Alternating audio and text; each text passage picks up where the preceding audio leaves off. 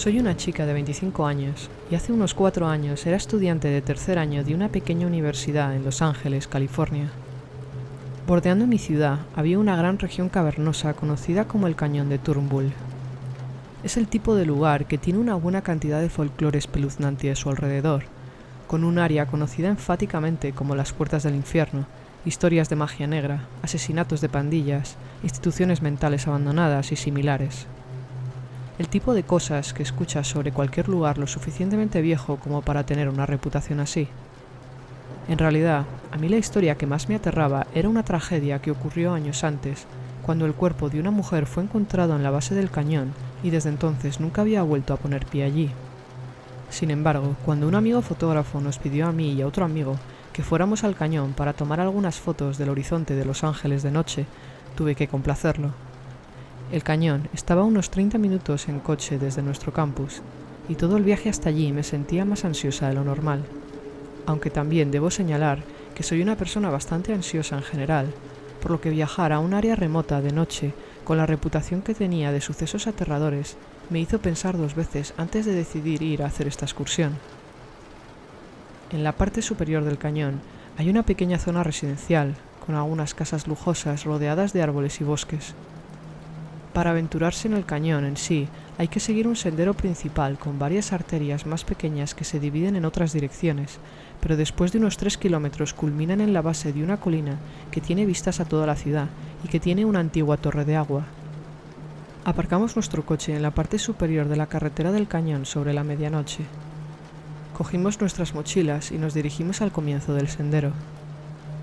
Después de caminar por el sendero durante unos 10 minutos, Dave, mi amigo fotógrafo, decidió que era hora de preparar su cámara para empezar a hacer fotos. Jeff, nuestro otro amigo, y yo nos sentamos en el suelo y empezamos a hablar mientras esperábamos que sacara las fotos que quería. Eventualmente consiguió la toma que necesitaba y continuamos caminando durante otros 10 minutos más o menos antes de que Dave decidiera preparar su próxima toma. En este punto, ya no podíamos ver el comienzo del sendero y llevábamos alrededor de un cuarto del camino hacia la torre de agua. Mientras Dave instalaba el trípode, notamos el débil brillo de los faros en la distancia, lo cual era extraño porque el sendero no estaba diseñado para coches, ni es lo suficientemente grande como para que pasen. Si mal no recuerdo, tiene apenas 1,5 metros de ancho, con arbustos a ambos lados.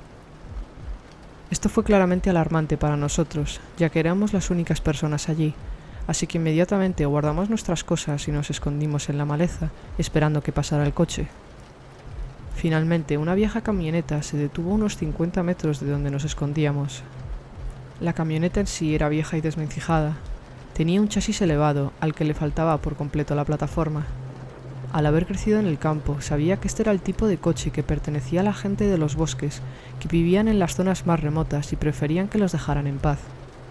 Observamos con agonizante anticipación mientras la camioneta permanecía quieta en el lugar en el que había parado durante varios minutos antes de bajar por uno de los otros senderos.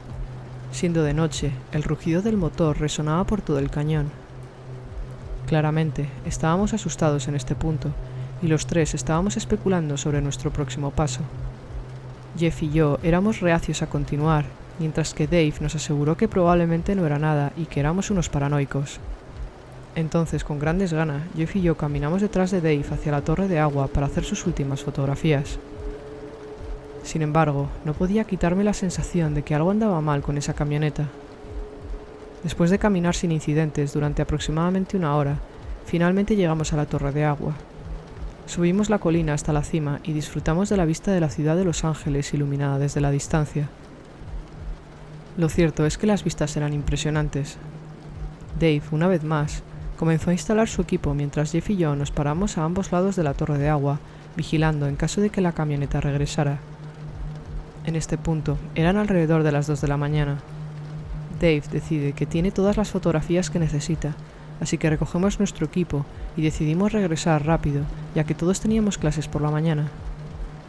Justo cuando nos preparamos para descender la colina, la camioneta sale rugiendo del cañón debajo de nosotros, regresa al sendero, momento en el que el conductor intenta subir la colina acelerando el motor a gran velocidad.